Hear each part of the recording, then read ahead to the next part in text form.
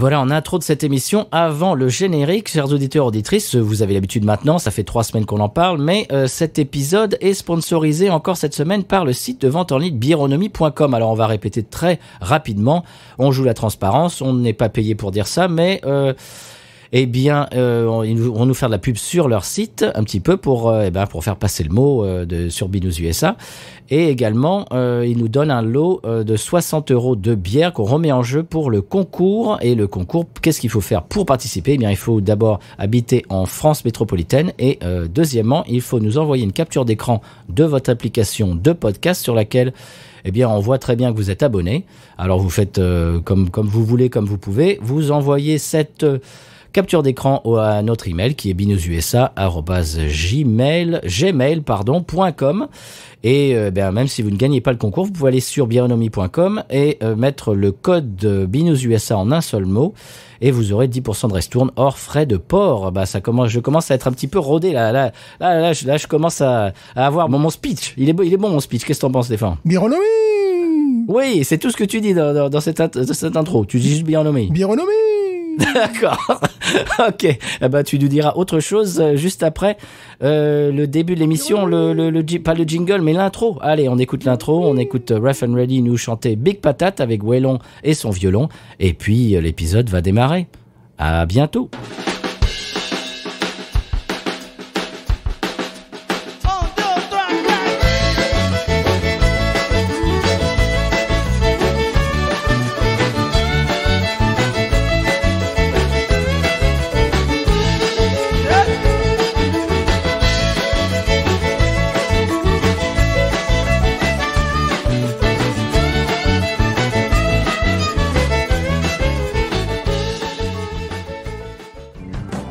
Bienvenue sur Binous USA, le podcast qui vous propose une critique de bière US chaque semaine. Des bayous louisianais, nous vous délivrons nos coups de cœur, conseils pratiques et l'expression cajun de la semaine. Un podcast à consommer sans modération.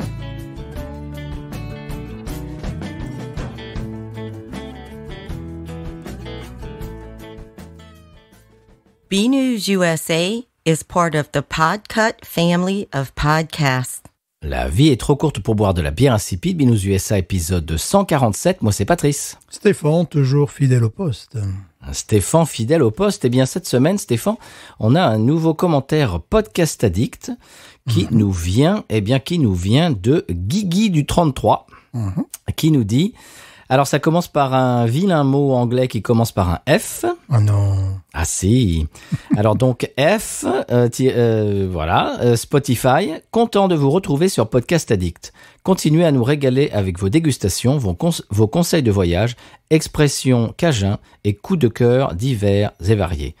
C'est-à-dire que depuis qu'on a eu ce petit problème avec Spotify, il y a des gens qui ont téléchargé l'application Podcast Addict pour continuer à nous écouter. Merci beaucoup de ce commentaire 5 étoiles, Guigui du 33, et merci de nous avoir suivis sur une nouvelle application, parce que bien évidemment, quand j'ai vu ça, quand j'ai pris... Comment dirais-je, quand j'ai appris cette histoire avec Spotify, je me suis dit, mince, on va perdre des gens parce que, c'est pas évident, quoi, de télécharger une application pour écouter un podcast. Je sais pas si les gens sont motivés à ce point-là. Apparemment, Guigui du 33, oui, merci à toi. On te remercie pour les 5 étoiles et de nous avoir suivis et d'être fidèle au poste. Stéphane, comment ça va aujourd'hui? Ça va très bien. Aujourd'hui, nous allons aborder un style de bière que nous n'avons jamais abordé dans cette émission. Au grand jamais. Au grand jamais. Alors justement, j'ai un petit peu peur de pas avoir beaucoup de référents et donc de pas pouvoir wawaroniser en connaissance de cause. Mais tu vas me guider, je pense. Je vais te guider, surtout que nous allons aller à l'origine du produit. Nous allons boire le vrai produit. Eh bien, c'est une intro très très rapide de cette semaine. Est-ce que je te propose d'écouter le sonal et on y va direct. C'est parti.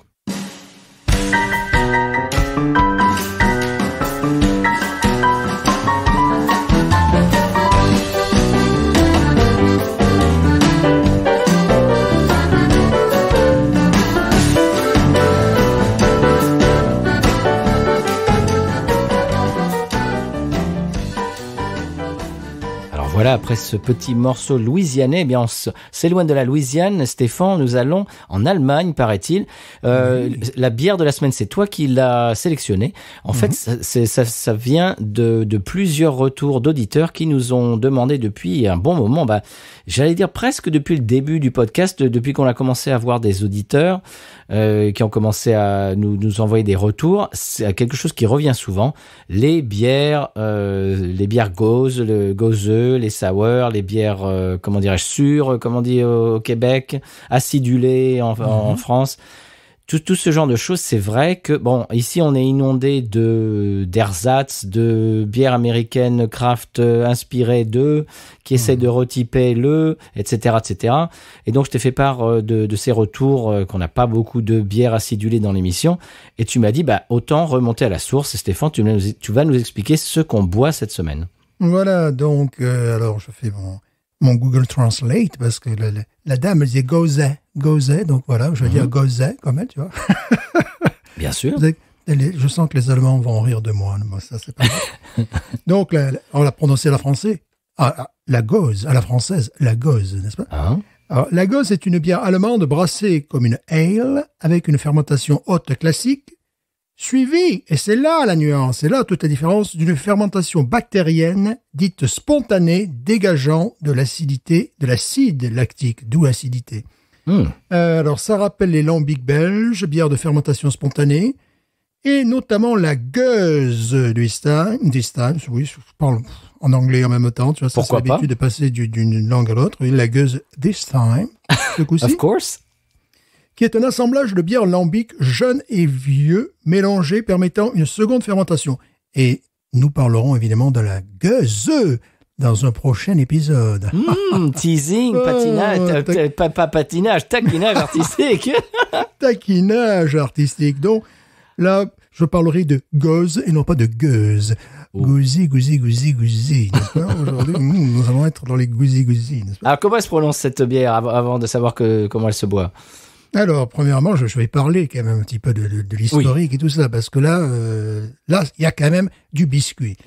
Alors, le malt est en partie à base de blé, n'est-ce pas? Mais la bière contient également du sel et de la coriandre. Ouh! Et voilà. Ce qui fait que selon le décret sur la pureté de la bière de 1516, ce n'est pas une bière. Donc, nous allons boire une bière qui n'est pas une bière. Tu vois le concept là, un petit peu là, tu vois le truc, oui. Puisque suivant le décret sur la pureté de la bière, normalement une bière ne doit contenir que de l'eau, du malt, des houblons ainsi que de la levure. Mais les gouzi ils s'en foutent des gouzi. C'est pourquoi ils s'en foutent des gouzi. Parce qu'ils sont pas appelés de bière. Mais non, mais ils s'en foutent parce qu'ils ont fait leur bière avant, avant le décret. Donc voilà, tu vois, donc d'accord, on n'est pas une bière, mais on a été là avant vous, donc on fait ce qu'on veut. Voilà, parce que la Gose est mentionnée pour la première fois dans un texte de 1332. Ouf. Voilà, donc tu vois, ça remonte. Nous étions là d'ailleurs. Je m'en souviens, oui. Alors, la recette aurait été créée dans la ville de Goslar, au cœur de l'Allemagne, en Basse-Saxe, et le nom Gose est issu de la rivière qui traverse la ville. Je te le donne en mille et mille, Gose.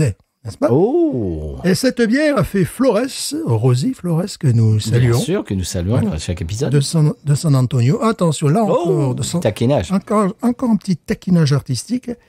A fait Flores, disais-je, à près de 2 heures de route de là, à Leipzig. N'est-ce pas? À Leipzig. Grâce aux recommandations du prince Léopold Ier, évidemment. Et je vais ajouter que c'est un Leipzig révélateur. Évidemment. Je tiens à dire que nous l'avons très bien connu. Alors, je vous rappelle qu'il faut 1h48 pour aller de Gosé à Leipzig via la 36, 2h35 via la 38. Donc, voilà, vous avez 2 possibilités. Donc, il y aurait des bouchons aujourd'hui sur le... Oh, pardon, là, je m'écarte. non, c'est pas Bison Futé, là, c'est Binous USA. Je m'écarte de notre sujet. Et la bière que nous allons boire est justement de Leipzig. Ah. Voilà, tu vois, non, mais bon, tout est écrit. Là, oui, tout est écrit pour une fois.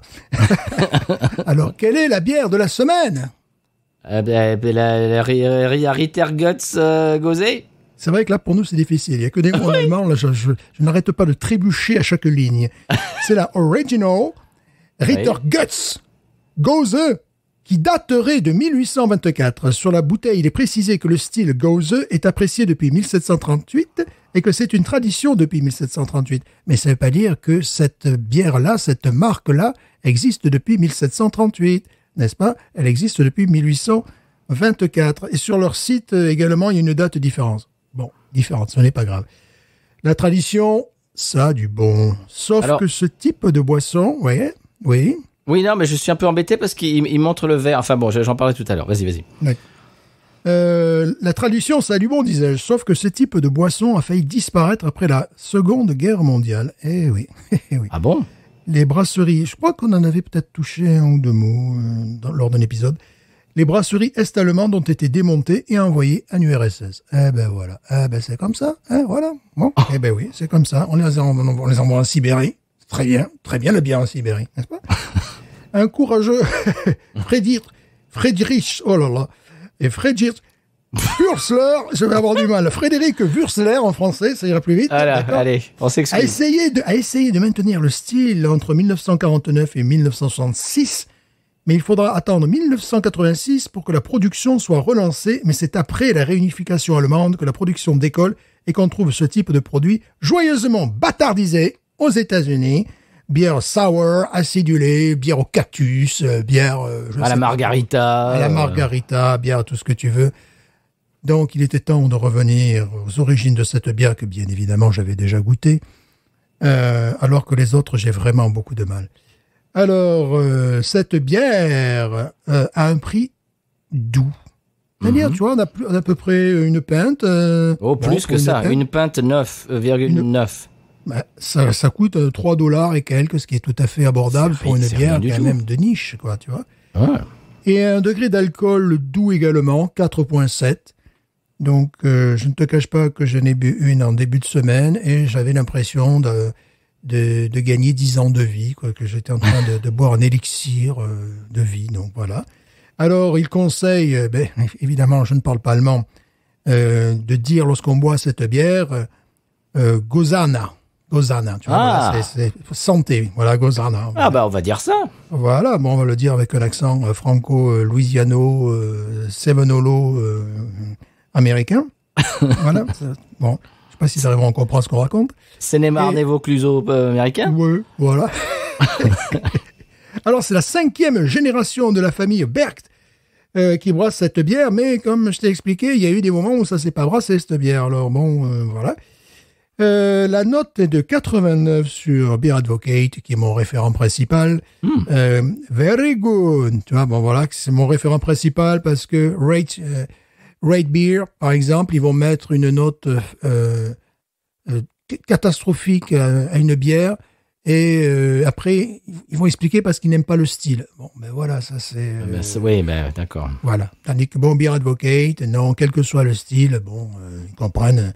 Ils analysent la bière en fonction de son style, puis après en fonction des autres bières, bien évidemment. Donc là, very good.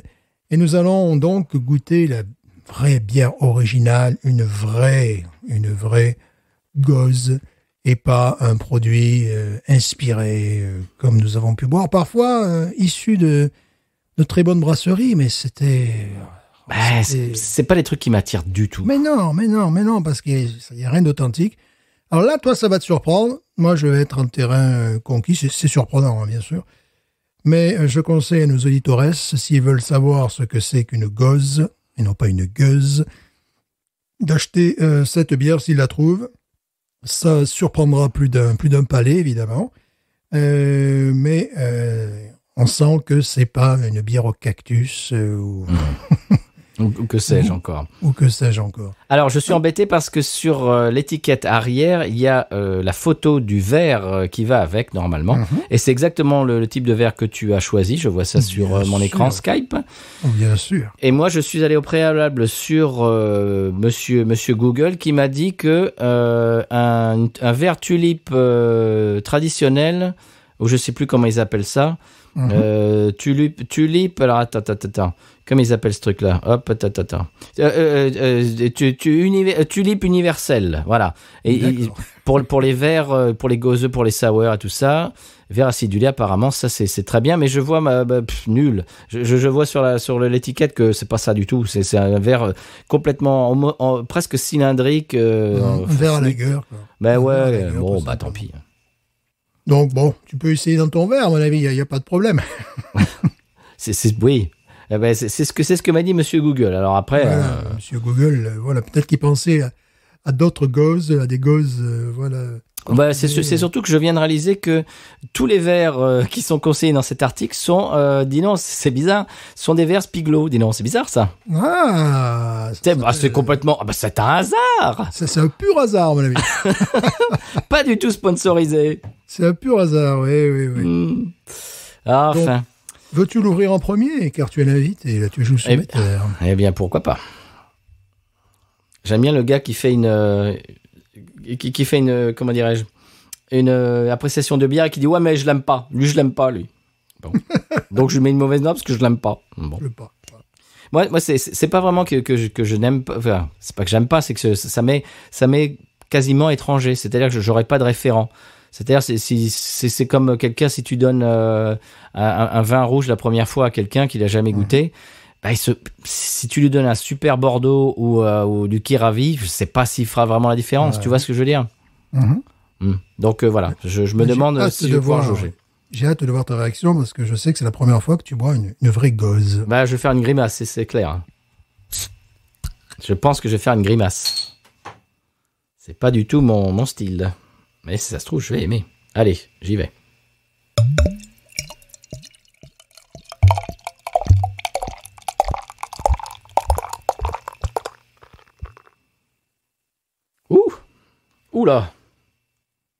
Oula, c'est bizarre.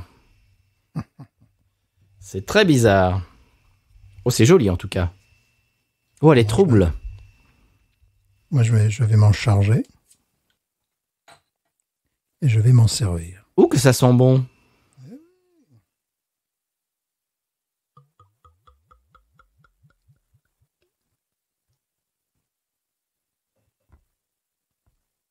Oh, on entend mieux cette semaine.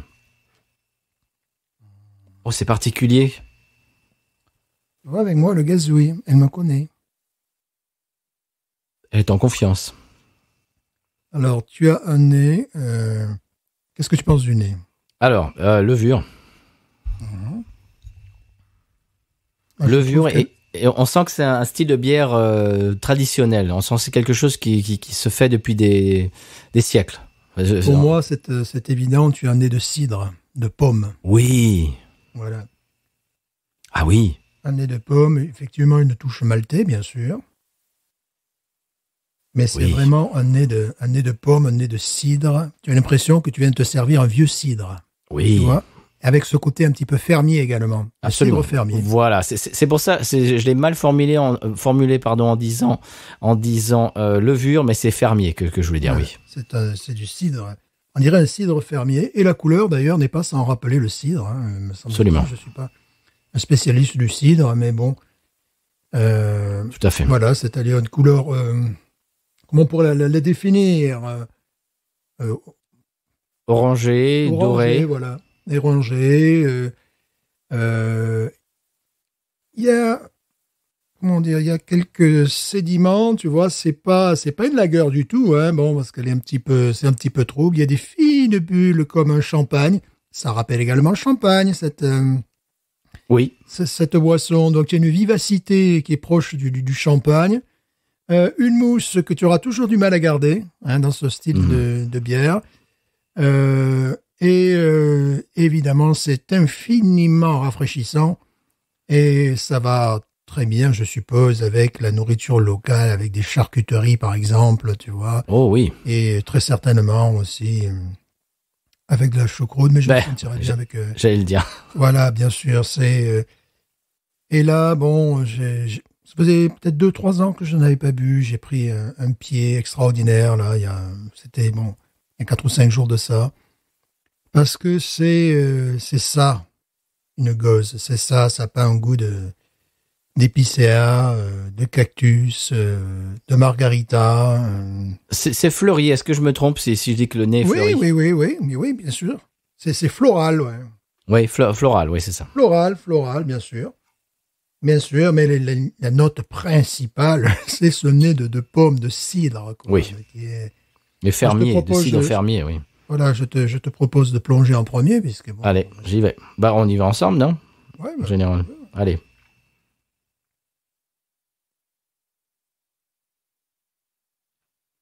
Ouh. Effectivement, attaque en bouche directe, cidre. Direct. En plus, avec les flaveurs qui remontent dans le nez pendant que tu bois, c'est complètement cidre fermier, oui. C'est léger. C'est très léger. Et puis, tu as une acidité à laquelle ton palais va s'habituer. Et là aussi, on parle souvent du côté tape à l'œil de certaines bières américaines. Il y a des bières dites sour américaines qui sont aigres, on dirait presque du vinaigre tellement. Tu as une attaque en bouche qui est désastreuse, qui est très agressive. Tu as l'impression que tu vas avoir un ulcère à l'estomac. Oui. Et quand tu finis la canette, tu te dis je n'en rachèterai plus. C'est pas la peine de me brutaliser le palais avec ça, tu vois. Là, c'est tout à fait le contraire. Il y a effectivement une acidité, mais les amateurs de cidre ne seront pas déçus. Enfin, c'est pas non plus, c'est pas tape à l'œil, c'est très caractéristique. Dire que ce type de bière a failli disparaître, là, ça m'aurait rendu malade. Et ce qui me séduit pleinement, c'est que cette bière est tout à fait abordable. Donc, j'imagine qu'en France, si vous la trouvez, elle est également abordable. Pour moins de 5 €. Là également, j'avais conseillé la Trappiste Rochefort, enfin les Trappistes Rochefort. Là, on est sur un domaine mais qui est radicalement différent. Mais si vous voulez avoir le bon produit pour ce type de bière, ben c'est ça qu'il faut acheter parce que ce n'est pas cher et c'est ça, c'est vraiment l'authenticité. C'est ça, c'est l'authenticité du produit. On n'a pas l'impression de boire un panaché ou non ou autre chose. Non, c'est vrai qu'ici, je te coupe, pardon, ils font vraiment des trucs super caricaturaux ici. Alors, je trouve aussi parfois un nez de, je sais pas ce que tu en penses, de salpêtre, tu vois. Oui. Oui, un petit peu. Fermier, tout ça, oui. Voilà, un petit nez de salpêtre qui, dans un vin, peut être rédhibitoire. J'avais mon grand-père côté maternel qui faisait ce qu'on appelle un Clinton. Un Clinton est un vin cévenol qui devait faire entre 7 et 9 degrés, avec un cépage assez hasardeux. Il stockait son vin en cave, et mon père, chaque fois, se tordait l'estomac parce qu'il avait l'impression de boire du vinaigre. Bon, fort heureusement pour moi, j'étais trop jeune pour boire ce vin-là, mais je me rappelle de l'odeur de la cave, il y avait un côté salpêtre très prononcé, qui dans un vin, c'est impossible. Et là, tu as cette petite touche là, ce petit nez, mais ça va, ça fait partie du style, c'est complètement maîtrisé, c'est formidable. Ça fait partie du caractère fermier, je pense. Oui, bien sûr. Oui, on dirait que c'est les pommes que tu as laissées dans ta cave, tu vois. Ouais.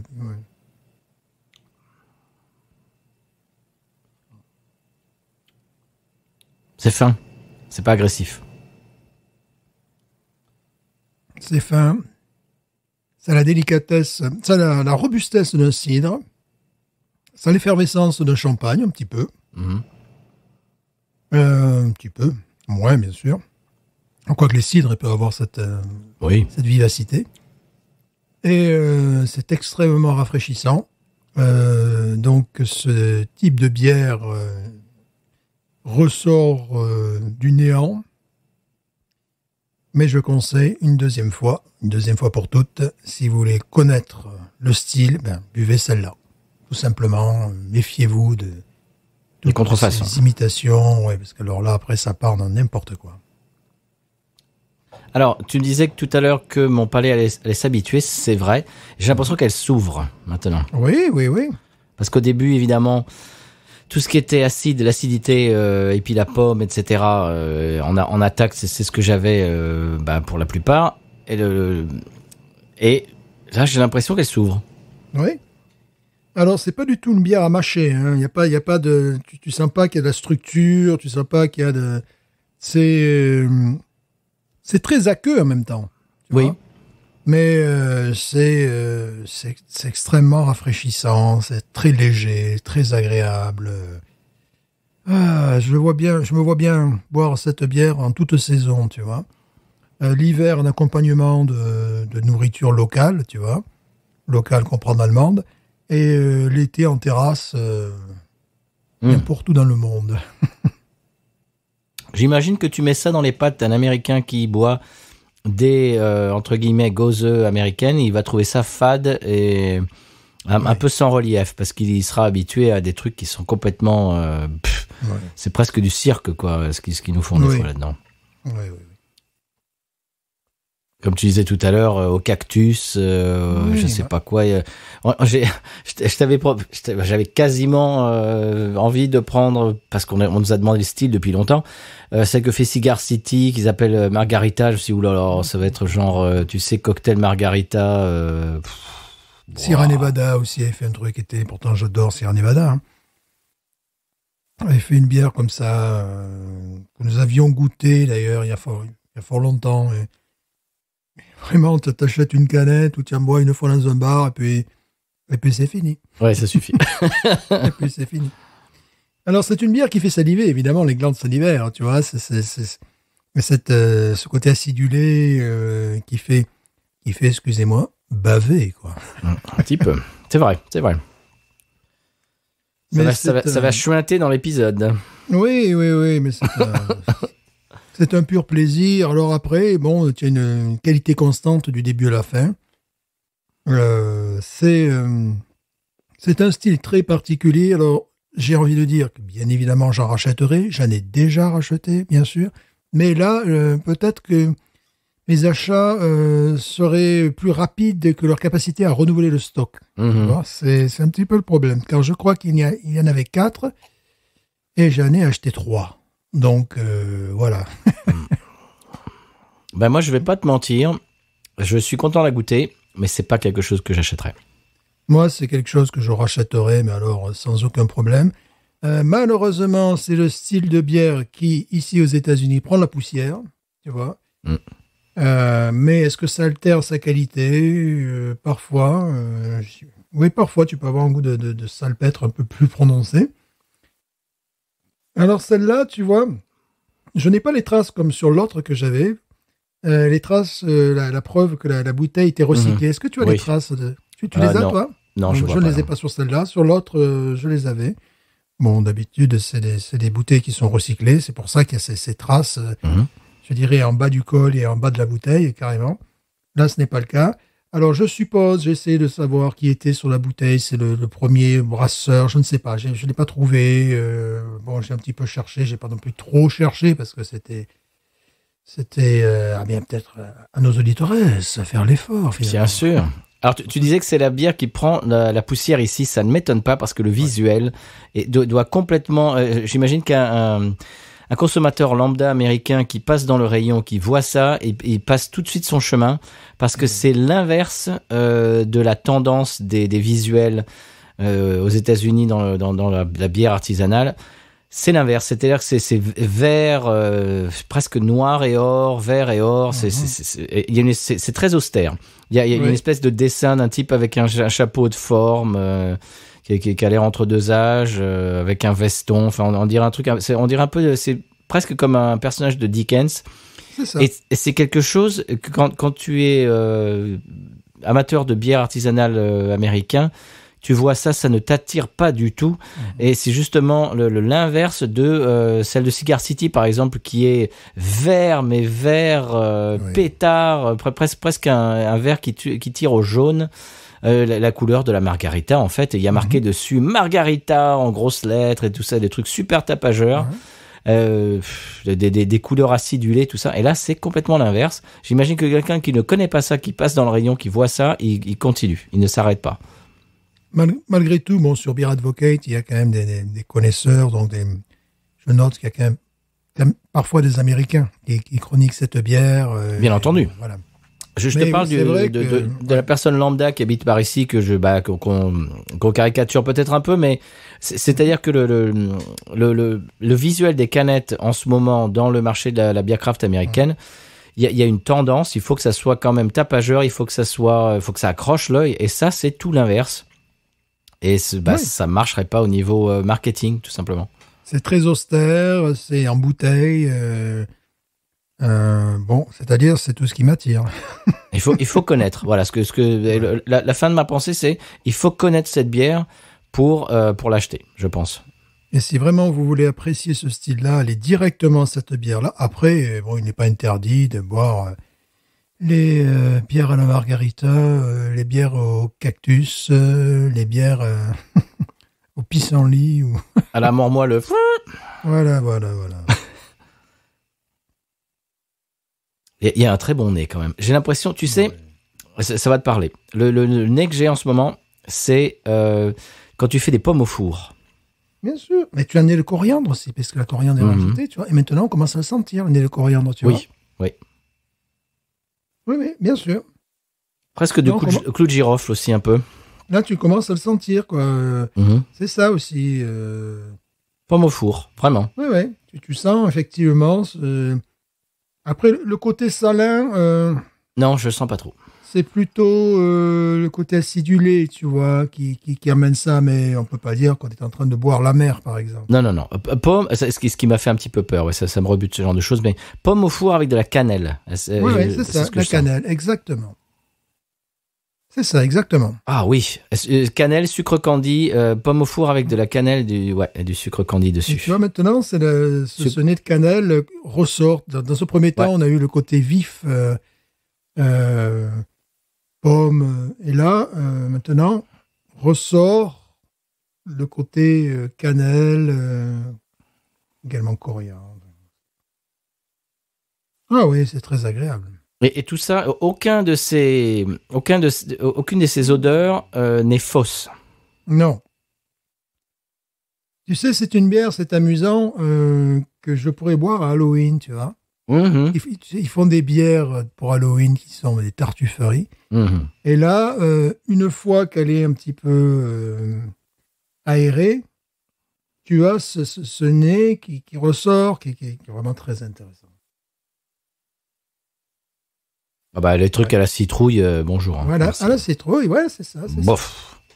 J'ai parlé dans l'émission autrefois, on m'a filé un truc dans les pattes de la citrouille, à la citrouille, pardon, de Elysian, je crois que c'était, il y a eu, c'était risible, c'était ridicule. Ce n'est pas comestible, c'est des trucs qui sont pas alimentaires. Ouais, on t'a foutu dans le citron, une citrouille qui t'a foutu la trouille. Ouais. C'est ça. il y a une chouette sur la bouteille, je peux dire que la bière est pas chouette du tout. Hein. Non, c'était une horreur. J'ai bu deux gorgées. T'as l'impression de mâchonner du pot pourri, tu sais. Oui, exactement. Ah. Exactement. Je me demande qui boit ce genre de choses. Moi, je ne supporte pas, tu vois, de mettre de l'argent dans des bières infâmes, tu vois. Donc, oui. En plus, puis il faut parfois se méfier également des goûts américains parce que tu peux avoir des chroniques qui sont très favorables et que toi, après, tu passes derrière, tu dis, mais non, c'est imbuvable. Tout à fait, ouais. Non, là, c'est très bon. On va voir Onise ? Écoute, moi, je mets 17. Ouais, moi, je vais avoir du mal à noter, mais je crois que je vais mettre... parce que je connais très mal le style. Mais pour tout ce qu'on a dit en amont, c'est-à-dire l'aspect tradition, cet aspect fermier, le fait que ça s'ouvre petit à petit, qu'on a des flaveurs, des odeurs différentes, elle est évolutive, elle est très agréable. J'avais un petit peu peur du côté salé, du côté tout simplement comment dirais-je, acidulé. C'est quelque chose qui me rebute un petit peu. C'est pas du tout un profil de goût qui m'attire en général. Et là, je vais dire que je suis agréablement surpris parce que je m'attendais à quelque chose de ultra quand même corsé et qui allait très loin dans le style. Pas du tout. Moi qui aime beaucoup, qui à une période a bu beaucoup de cidre, c'est quelque chose que je bois depuis le cidre doux depuis mon enfance quand on allait dans je m'excuse pour les clichés, mais dans les crêperies bretonnes. C'est quelque chose que la bolée de cidre, c'est un truc que j'aime beaucoup depuis que j'étais gamin, pardon. Et là, je suis en terrain connu, quoi. Et ouais, 17, je suis d'accord parce que c'est fin, c'est évolutif, c'est très bon. Voilà. Ouais. Là, je pense que ça plaira aux gens qui aiment le cidre brut, fermier. Tu vois, voilà, tout à fait. Il y a comme un cousinage. Vous voilà prévenu. Bon, il faut pas s'attendre à un stout, à une lager. Non, c'est plus proche, évidemment. Le plus proche cousin, c'est un cidre brut fermier, quoi. Tout à fait. Mais et aussi, c'est des farmhouse, comment ils appellent ça, genre Dupont, etc. Ce genre, c'est un petit peu ça aussi. Un petit peu ça. Les saisons, voilà. Voilà. Surtout pour le nez, dans ce cas-là, tu vois, pour le nez, pour les choses comme ça. Après, en bouche, il y a beaucoup moins de matière. Mais voilà, le nez. Ça a autant de matière, autant de consistance qu'un cidre, quoi, tout simplement. Hein. C'est très proche. Une bolée de cidre. Exactement. Je bois ça depuis toujours et c'est quelque chose. Donc voilà. Hein. Ok. Là, je suis en terrain connu et ça me plaît. Je vais pas te mentir et te dire que j'en achèterai moi-même, mais j'aime bien. Voilà. Ça me fait plaisir d'avoir ça dans l'émission. C'est sûr que j'en rachèterai. Mais comme je te dis, j'ai l'impression que je vais épuiser leur stock. Eh ben, en plus, je vois, il va falloir qu'on aborde ça, un de ces quatre dans l'émission. Il y a l'écusson World Beer, machin, Gold, truc mouche. Bon. Ils ont une médaille d'or au World Beer. Oui, j'ai vu ça sur leur site. Bon. Awards, pardon. Ouais. Eh ben voilà, très bien, 17-17, c'est bon, ça le fait. Original, Ritterguts Gose. Je m'excuse par avance pour ma prononciation.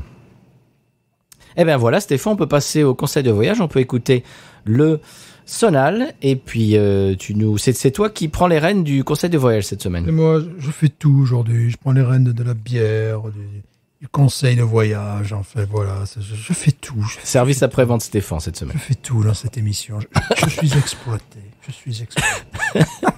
Sonal.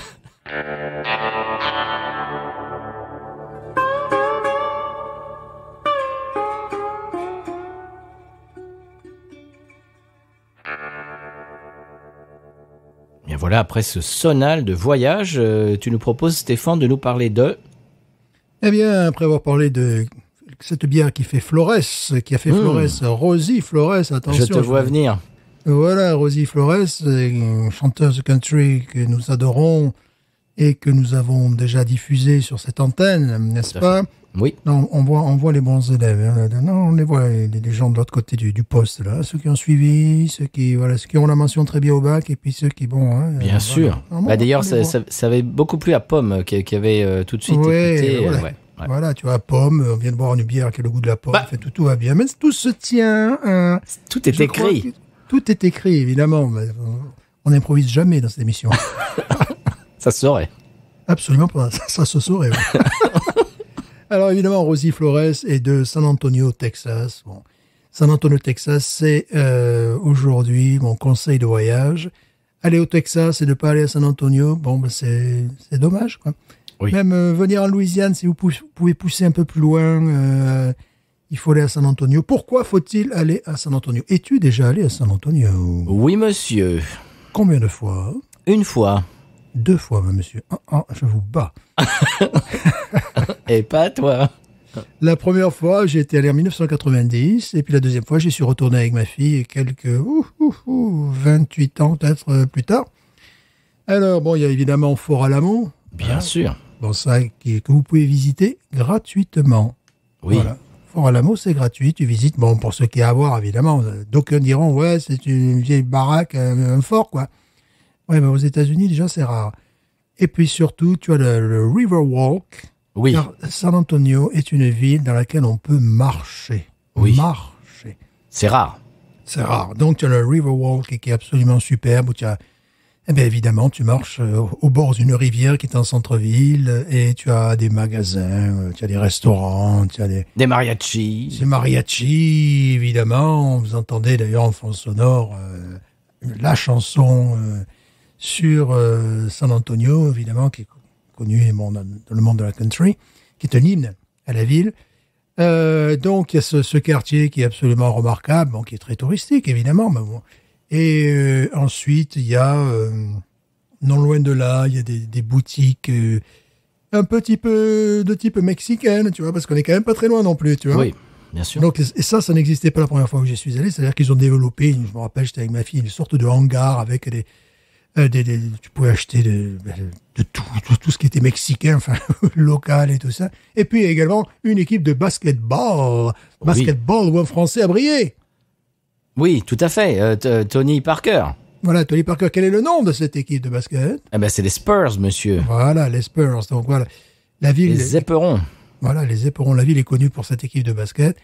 Mais je vous garantis, je ne suis pas basket, je suis pas non plus très éperon, on va le dire dans la vie. Hein. Très peu.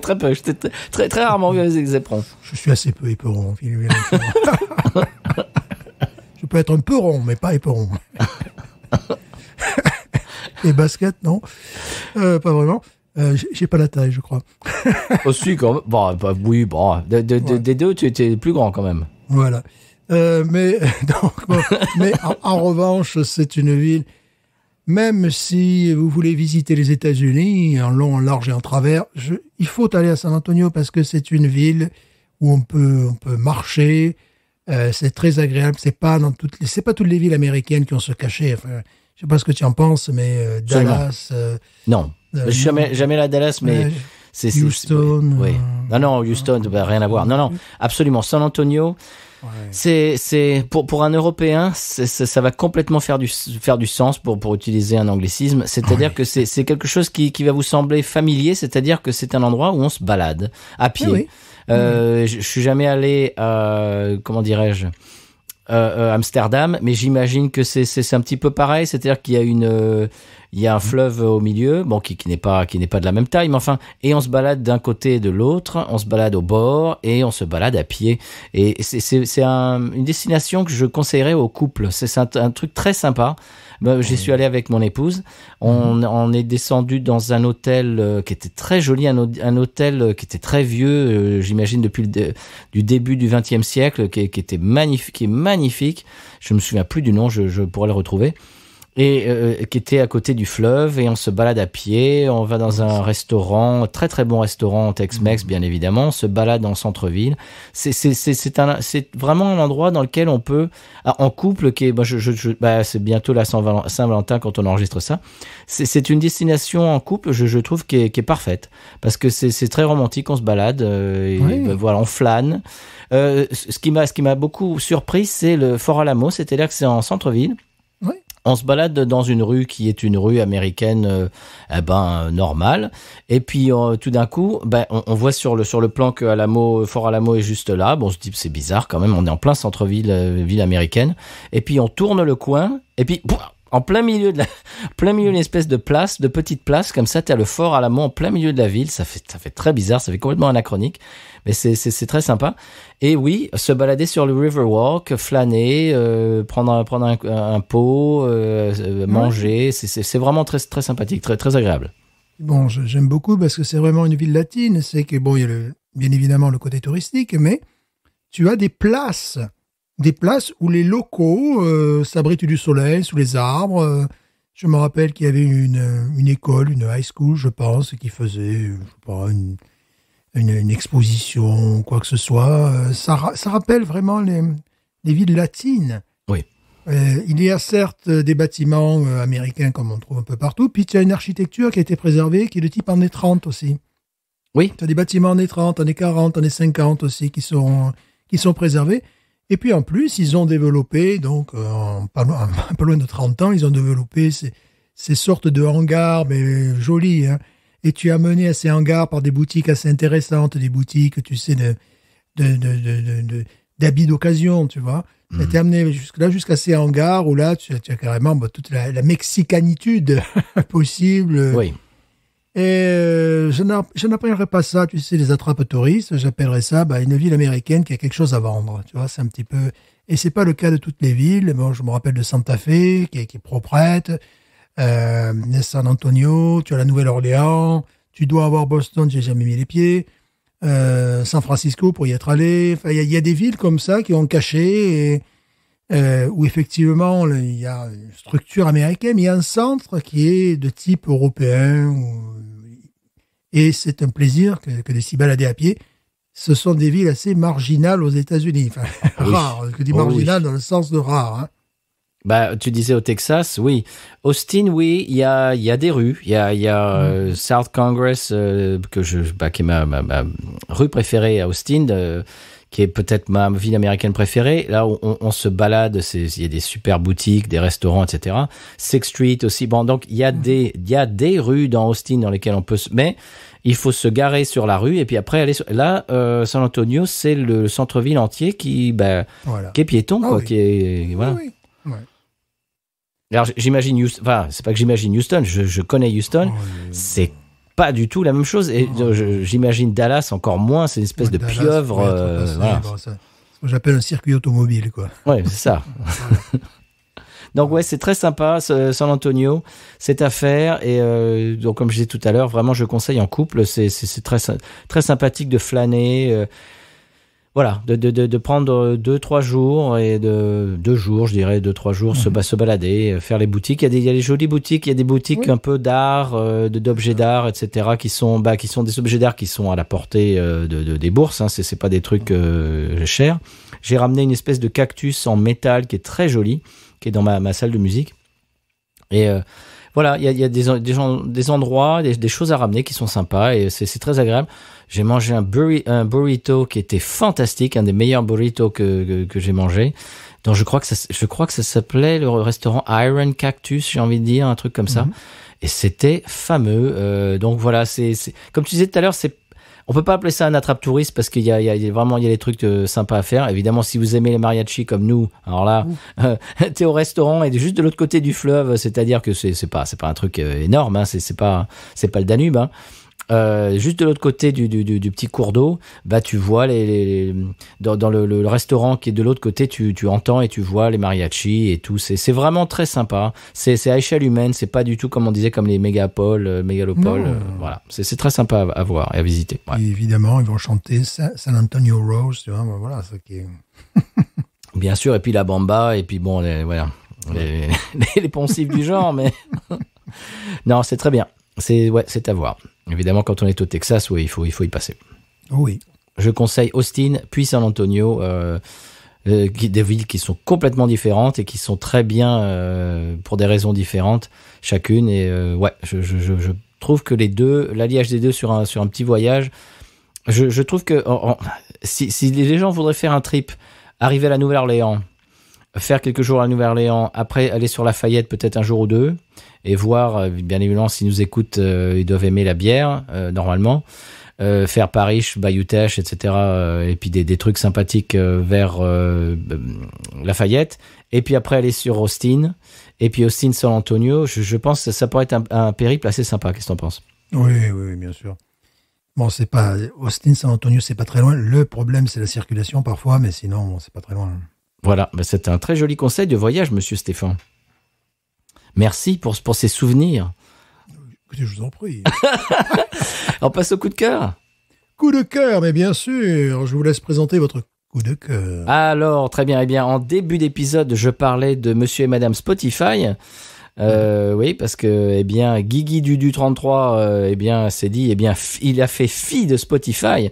Eh bien, je vais rester dans le même thème. Je vais vous donner une autre raison de faire fi de ce genre de service en ligne, en flux. Vous remarquerez je ne dis pas ce mot streaming que je trouve très laid.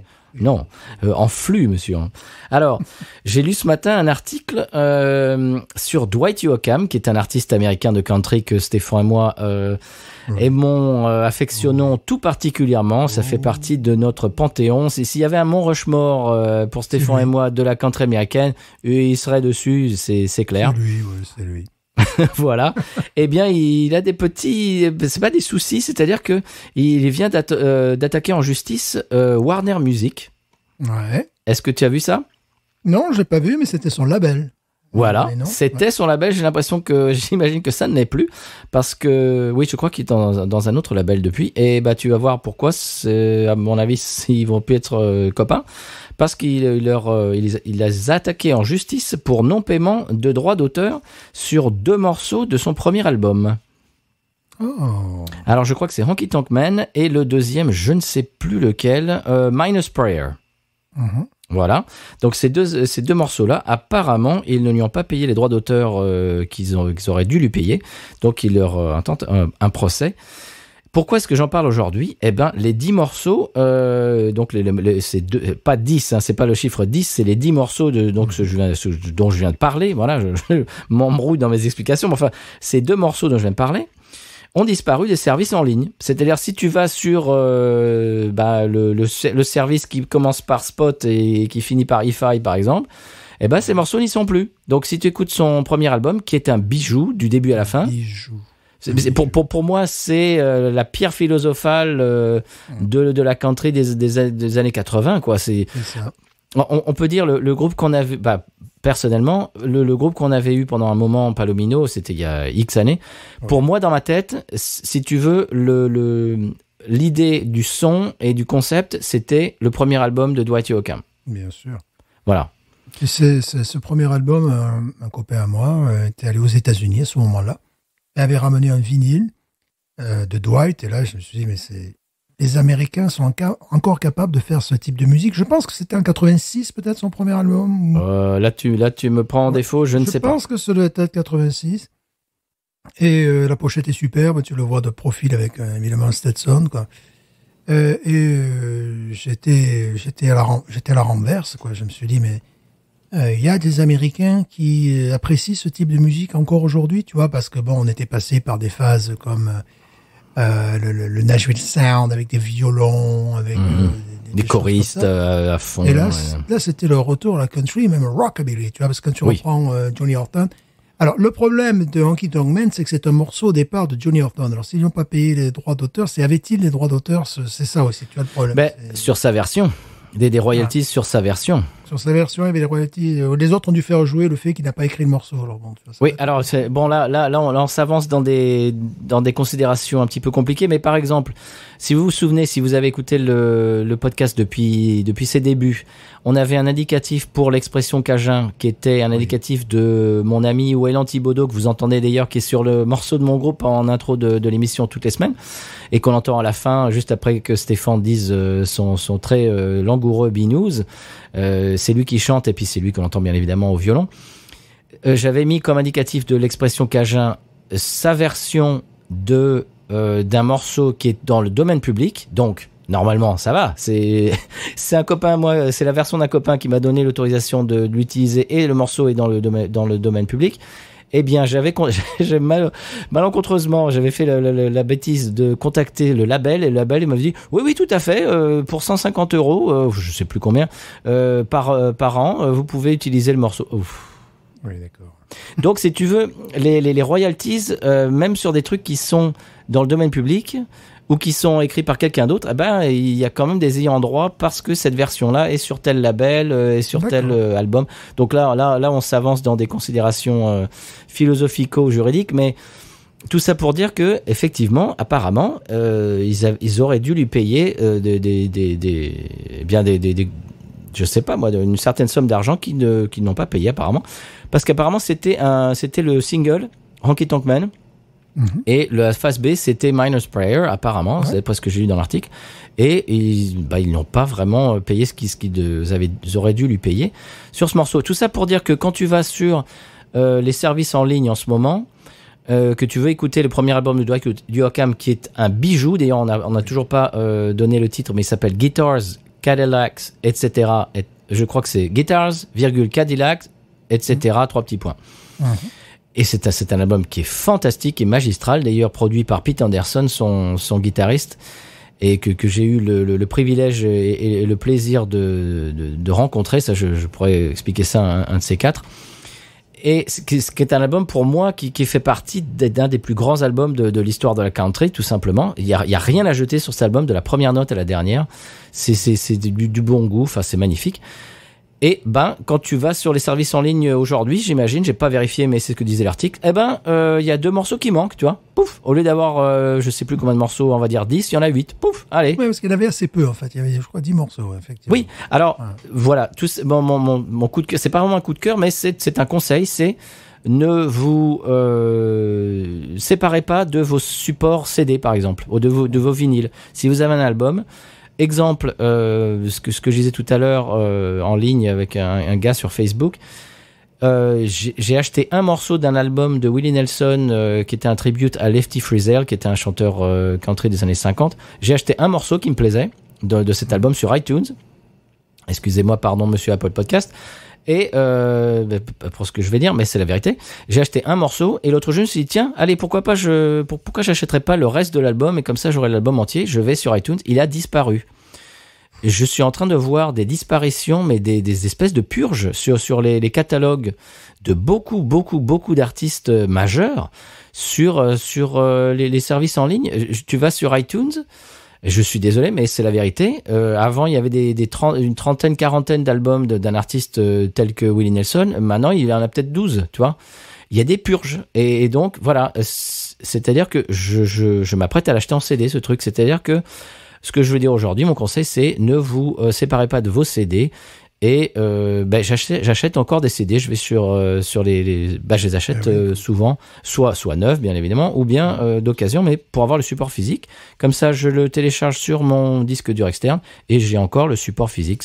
C'est un petit peu ça mon conseil, parce que imaginez que je me mette complètement 100% sur que j'ai sauté le pas et que je n'ai plus de support physique. Le premier album de Dwight Yoakam, il n'est pas complet. Je pourrais pas l'écouter en entier. Ridicule. Voilà. C'était mon histoire. Donc, ne jetez pas vos CD. Voilà, alors moi, en revanche, mon coup de cœur est tout à fait différent. C'est un coup de cœur sur Science et Avenir, un article de Bernadette Arnault, publié le 7 décembre 2020 à 16h54. Oh, c'est précis. Lecture 9 minutes, ça me plaît toujours. C'est comme quand tu te balades en ville et que tu cherches une adresse et qu'ils te disent à pied 21 minutes, à vélo 3 minutes. Voilà, tu vois, 9 minutes, c'est bon. Alors, l'accroche est très forte. Exclu, point. Exclu, un Français craque. Bon, il y en a plein. Pardon, j'ai pas vu la suite. Une écriture non déchiffrée de plus de 4000 ans, remettant en cause la seule invention de l'écriture en Mésopotamie. François Desset, D-E-S-S-E-T, est parvenu à déchiffrer l'élamite linéaire, un système d'écriture utilisé en Iran il y a 4400 ans, dans sa version archaïque proto-élamite, dès 3300 avant JC. Celle-ci rejoint les 2 systèmes d'écriture les plus anciens connus au monde, le proto-cunéiforme des Mésopotamiens. Stéphane, mais pas de grossièreté dans Binous. Oui, c'est vrai. Et les hiéroglyphes égyptiens. De quoi modifier les connaissances qu'on avait jusque-là sur l'origine de l'écriture. Donc, si tu veux, je continue, il doit rester 8 minutes là. Voilà, bon, pour faire simple, c'est un Français, François Desset, qui déchiffrait cette écriture. Eh bien, voilà, c'est des gens qui font pas la une de Voici ou de Gala. Ou très peu. Voilà, qu'on ne voit pas non plus sur, je ne sais pas, BFM TV, CNews, LCI, voilà. Très peu au quotidien, je l'ai pas vu. France 3 Normandie. Je l'ai pas vu au quotidien, tu l'as vu toi? Non plus. Alors, François, vous avez craqué. Une écriture non déchiffrée. Voilà. Donc, Cocorico quand même, monsieur. Avec Cocorico, écoutez, de toute façon, le San Pellegrino va le récompenser, c'est évident. Bien sûr. Au passage, tu parlais d'un code. Ça me rappelle. Allez, je peux balancer une recommandation rapide, mais on en avait déjà parlé dans l'émission. Enfin, ce n'est pas moi qui en avais parlé. Je crois que c'était Arthur de Incredibilis qui nous avait conseillé le podcast Dossier Bizarre, qui est un podcast québécois, et depuis qu'il nous avait, on lui passe le bonjour d'ailleurs. Et ainsi que toute l'équipe de Incredibilis. Depuis qu'il avait conseillé ça, j'avais jeté une oreille et j'ai dévoré tous les épisodes depuis. Je conseille vraiment ce podcast. Et l'autre jour, tu parlais de code. J'ai écouté un épisode qui m'a complètement subjugué et qui m'a vraiment intrigué. C'est le genre de truc qui vraiment qui appelle l'imaginaire et qui est vraiment très intriguant sur le manuscrit de Voynich. Est-ce que tu connais le manuscrit de Voynich? Oui, j'ai entendu parler de cette histoire. Ah oui, bien sûr. Oui. Qui est un livre qui nous vient de, je ne sais pas, des années 1300 et que personne n'a réussi à déchiffrer. Il y a des gens qui ont dédié leur vie entière à essayer de déchiffrer et qui, à la fin de leur vie, disent « Bon, bah non, j'y arriverai pas, que quelqu'un d'autre le fasse. » Et quelqu'un d'autre qui dit « Ah, moi, je vais le déchiffrer !» Et à la fin de sa vie, lui, il dit « Bah, non, désolé, non, j'y arrive pas. » Mais non, mais attends, mais moi, je vais déchiffrer. Enfin, voilà, ça fait des siècles que ça dure. Et Dossier Bizarre a fait un très, très bel épisode dessus. Ouais. Je vous conseille l'intégrale de leurs épisodes.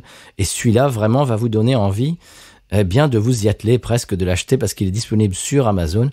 Et d'autres plateformes, j'imagine, va vous donner envie d'acheter le bouquin parce que si vous regardez ça sur Google, vous regardez des photos, comment dirais-je, qui a été scanné, des pages qui ont été scannées, vous regardez, mais c'est très intriguant. Voilà, je ne vous en dis pas plus et je vous invite à écouter Dossier Bizarre, qui sont deux Québécois.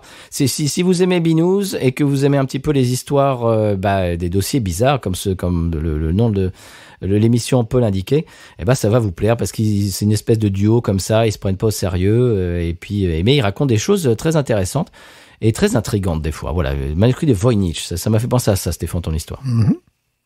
Très bien. Eh bien, tu parlais du San Pellegrino il y a une minute. Est-ce qu'on peut translater sur l'épisode du San P? Oui, bien évidemment. Qu'est-ce qui se passe-t-il là-bas? Tout va bien. Nous avons été classés, je dis nous, parce que nous avons été classés une fois de plus comme régime autoritaire. Voilà. Alors là, je vois pas pourquoi, tu vois, parce qu'il y a des démocraties, tu sais, je dirais, qui sont reconnues comme étant vives. Et puis il y a des démocraties chancelantes, dont ferait partie la France, enfin nos amis français, n'est-ce pas? Et le San Pellegrino est toujours considéré comme un régime autoritaire. Alors là, je me gosse. Ouais. Je pouffe. Je ne comprends pas. Moi, je pouffe. Ouais. Je suis dubitatif, personnellement. Je pouffe. San P. San Pellegrino, qui me dira pourquoi j'ai le mal de vivre. San Pellegrino, je ne sais pas. Je vais comme un bateau ivre en portant mes souvenirs.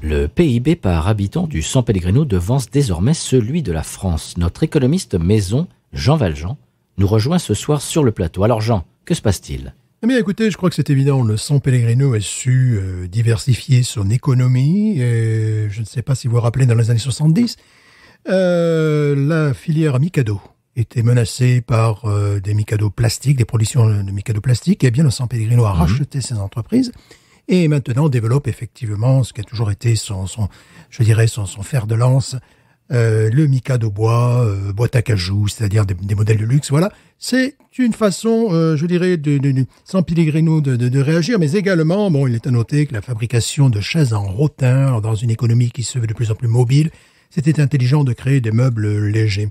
Puis également, bien sûr, le San Pellegrino est un pays vert, à l'économie verte. Nous rappellerons simplement le recyclage des pelures d'oignons, la création il n'y a guère d'osselets véganes. Enfin, tout cela peut expliquer que le PIB par habitant de San Pellegrino passe devant celui de la France. Bien sûr, alors vous le disiez à l'instant, le bilan carbone, je peux rajouter ça quand même, cette statistique qui est quand même extraordinaire. Le bilan carbone du San Pellegrino est parfait. Alors, ce malgré la pollution des pays limitrophes, je le rappelle, comme l'île de Pâques, la Guadeloupe, Malte, les îles Féroé ou encore Bourg-la-Reine, avec qui subsiste encore ce vieux contentieux. Oui, et puis comme, bien évidemment, c'est à se demander s'il n'est pas préférable un contentieux, un canton suisse. Bien sûr, et comme disait San Antonio, choisis le roi, Bourg-la-Reine et jouis en Josas. Ça me paraît évident. San Pellegrino, qui me dira. Bien voilà, c'était l'épisode de San P. Maintenant, on sait ce qui se passe là-bas.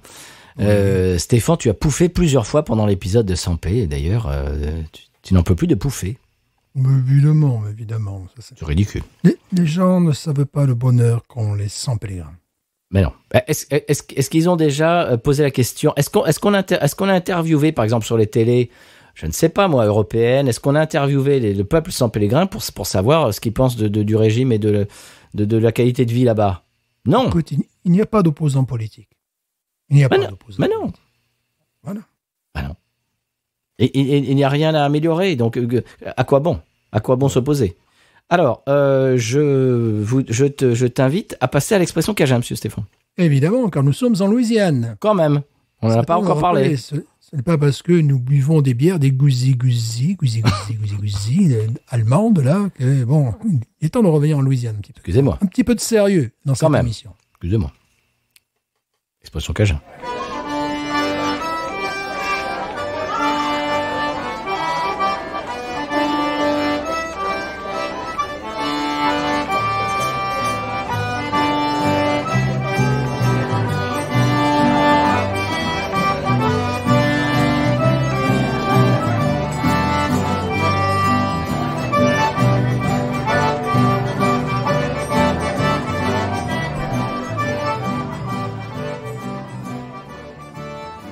Eh bien, l'expression cajun cette semaine, Stéphane, nous vient de mon beau-père.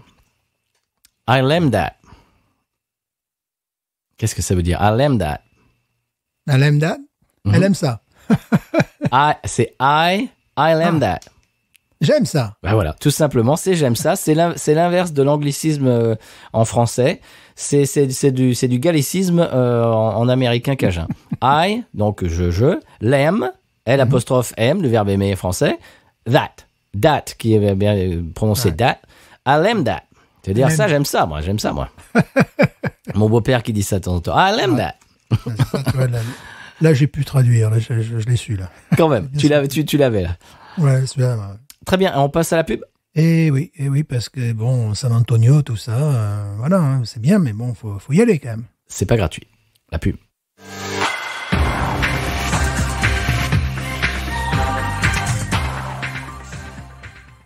Après des études de tourneur-fraiseur et un doctorat en littérature comparée, à la cinquantaine, Janus Johnson, venu tout droit de Copenhague via Londres, se lance dans le mannequinat. Alors Janus, pourquoi le mannequinat? Oh, parce que à 50 ans, c'était dur de trouver du travail. Et aussi parce que j'aime le tournevis et le Phillips. Ah oui, le cruciforme, oui. Right. Oui. Alors vous apparaissez en couverture du dernier numéro de l'outilleur auvergnat. Vous êtes tout à fait sémillant dans votre salopette, c'est magnifique. Oh, salopette, c'est pas vulgaire. Ah non, c'est un vêtement de travail d'une pièce qu'on porte pour pas salir quand on travaille, quand on fait du bricolage, voilà. Ok, le salopette. Uh-huh. Si vous aussi vous souhaitez vous recycler dans le mannequinat, rendez-vous sur podcut.studio et patreon.com/podcut. Eh bien voilà, Stéphane, on s'achemine vers la fin de l'émission. On aimerait passer le bonjour aux auditeurs qui nous écoutent du Kazakhstan. Apparemment, nos données de géolocalisation de OSHA nous apprennent que on a des gens qui nous écoutent au Kazakhstan. Alors, d'aucuns pourraient penser que c'est des gens qui mettent des VPN et puis que le VPN, tu cliques sur Kazakhstan. Oui. Pas forcément. Si vous êtes au Kazakhstan et que vous nous écoutez, vous pouvez nous envoyer un petit message, ou vous habitez ailleurs dans le monde d'ailleurs, vous pouvez nous envoyer un message ou tout simplement une publication publique sur Twitter, Instagram et Facebook, ou bien un email au binoususa@gmail.com et on se fera un plaisir de vous répondre et de vous remercier. Kazakhstan, Stéphane, c'est marrant ça? Oui, mais ça fait plaisir. Absolument. Plaisir, oui. Binous international quand même. Évidemment. Magnifique. Alors Stéphane, est-ce qu'on remet l'église, le clocher au milieu du village? Oui. On fait un petit wrap-up, comme on dit aux États-Unis. Oh, c'est bien ça, j'aime bien ça. Oh, N'est-ce pas une espèce de, comment dirais-je, un paquet de résumé. On empaquette récapitulatif de l'épisode. On a bu une très belle gauzée germanique. Oui. On a parlé de San Antonio, on a parlé de musique, on a parlé de code, comment dirais-je, de langage, de langue ancienne, et puis de choses et d'autres. Et puis Et bien évidemment, on a eu les épisodes de Sampé et la pub, et puis l'expression Cajun. C'est quand même un épisode on a quand même des infos là-dedans. Bien sûr. Je me permettrai de conclure en disant Gozana. Oh pardon, non. Non. Oh, on a oublié de dire Gozana. Ah ben voilà, c'est pour ça, voilà, mais là, il faut le dire à la fin, la Gozana. Gozana. Gozana au plus haut des cieux. Je conclurai en disant Binous. Ain't nothing turns me on more than a big patat. Oh, I like that patat. I like the patats too big. Look at her go. I like both the patats. We should watch it.